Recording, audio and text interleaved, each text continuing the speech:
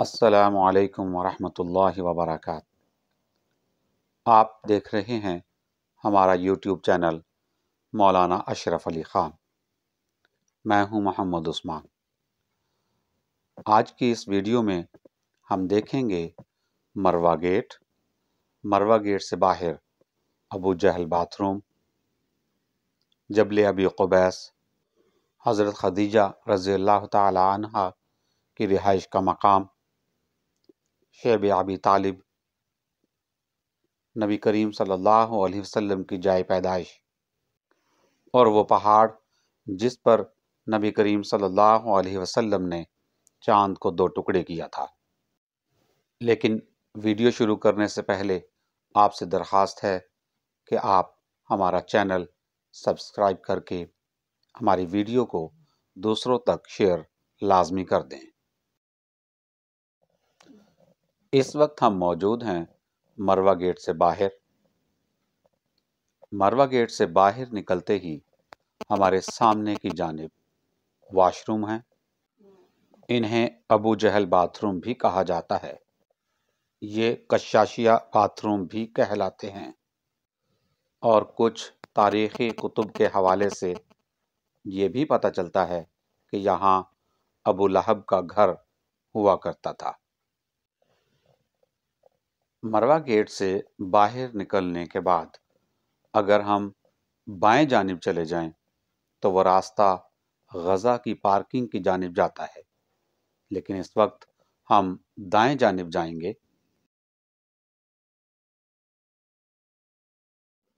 ہم جو ہی دائیں جانب جائیں گے تو صفا مروہ کی بلڈنگ ہمارے دائیں جانب ہوگی، اور کشاشیہ کے باتھ روم جنہیں ابو جہل باتھ روم بھی کہا جاتا ہے ہمارے بائیں جانب ہوں گے۔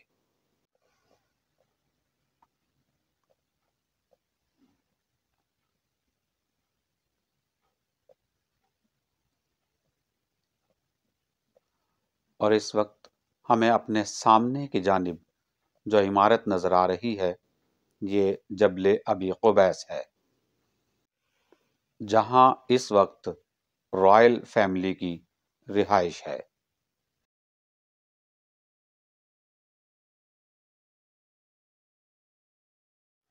اس وقت ہم جس راستے پر ہیں یہ راستہ سیدھا شیب ابی طالب کی جانب، یہ دونوں پہاڑوں کے درمیان جو راستہ ہے یہ شیب ابی طالب کی طرف جاتا ہے۔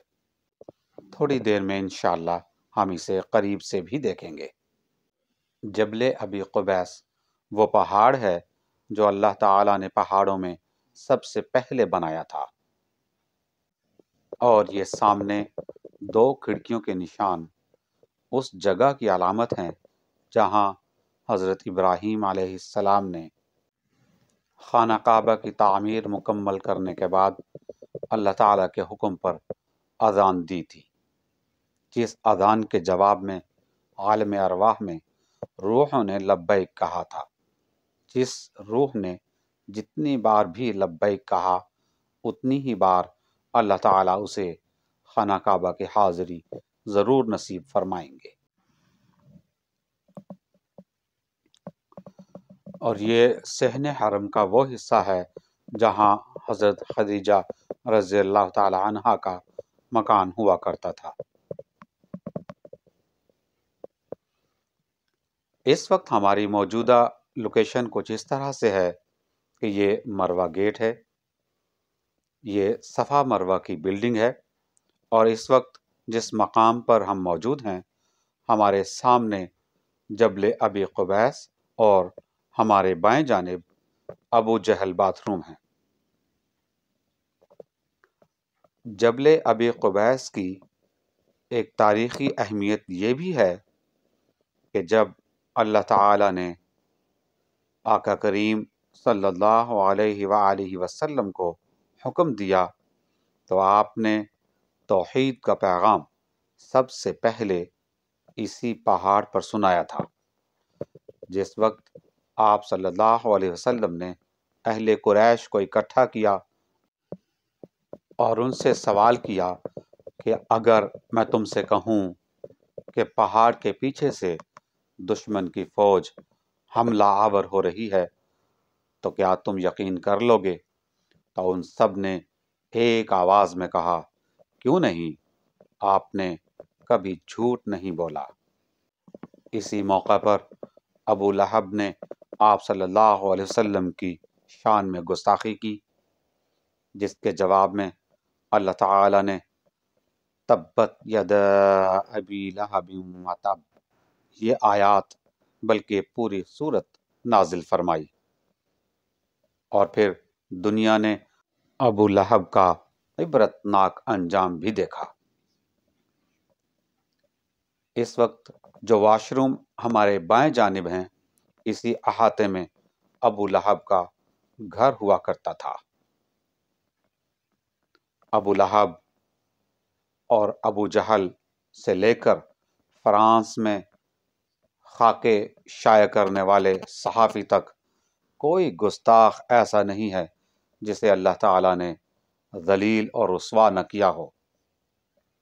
اس وقت ہمارے سامنے پیلے رنگ کی یہ عمارت نبی کریم صلی اللہ علیہ وسلم کی جائے پیدائش ہے، اور اس وقت ہمارے دائیں جانب یہ دونوں پہاڑوں کے درمیان یہ جو گیپ ہے، یہ شیب ابی طالب ہے۔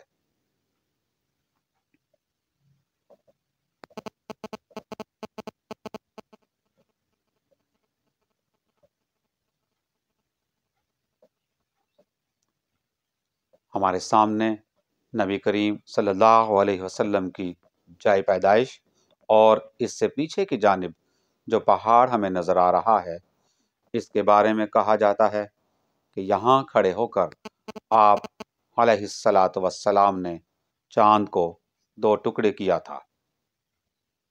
اس وقت ہم اس لائبریری یعنی نبی کریم صلی اللہ علیہ وسلم کی جائے پیدائش کے بالکل قریب ہیں۔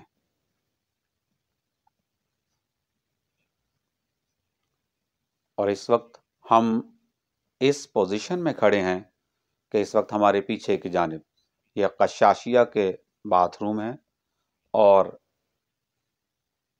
ان سے پیچھے کی جانب صفا مروہ کی بلڈنگ ہے۔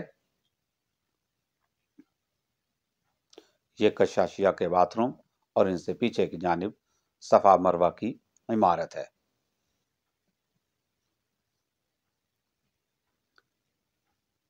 اس وقت صفا مروہ کی عمارت میرے دائیں جانب اور نبی کریم صلی اللہ علیہ وسلم کی جائے پیدائش میرے بائیں جانب، اور بالکل سامنے کی جانب شیب ابی طالب ہے۔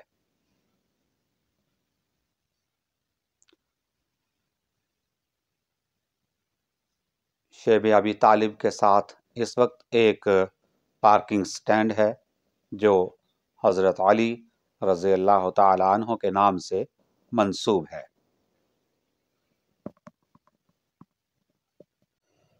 جس وقت اہل قریش نے حضور نبی کریم صلی اللہ علیہ وآلہ وسلم اور آپ کے خاندان کا بائیکاٹ کیا تھا،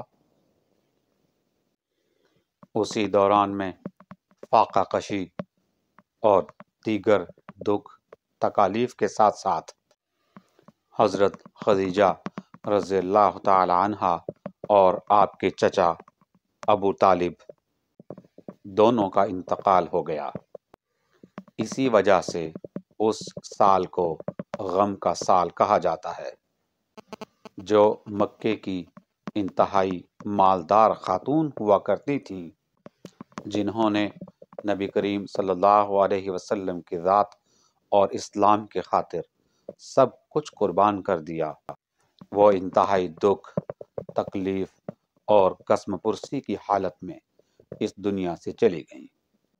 اس وقت ہمارے سامنے جو بلڈنگ ہے جہاں یہ سیکیورٹی اہلکار کھڑے ہیں، یہ وہ جگہ ہے جہاں آج میتوں کو غسل اور کفن دیا جاتا ہے، اور پھر اس راستے سے انہیں حرم شریف میں لے جایا جاتا ہے، جہاں تقریباً ہر نماز کے بعد نماز جنازہ ادا کی جاتی ہے۔ میں امید کرتا ہوں کہ آج کی ہماری یہ ویڈیو آپ کے لیے مفید، دلچسپ اور معلوماتی ہوگی۔ مزید ویڈیوز کے لیے اور علمی اور اصلاحی بیانات کے لیے ہمارا چینل سبسکرائب کر دیں۔ آج کے لیے اتنا ہی۔ اللہ حافظ۔ فی امان اللہ۔ السلام علیکم ورحمۃ اللہ وبرکاتہ۔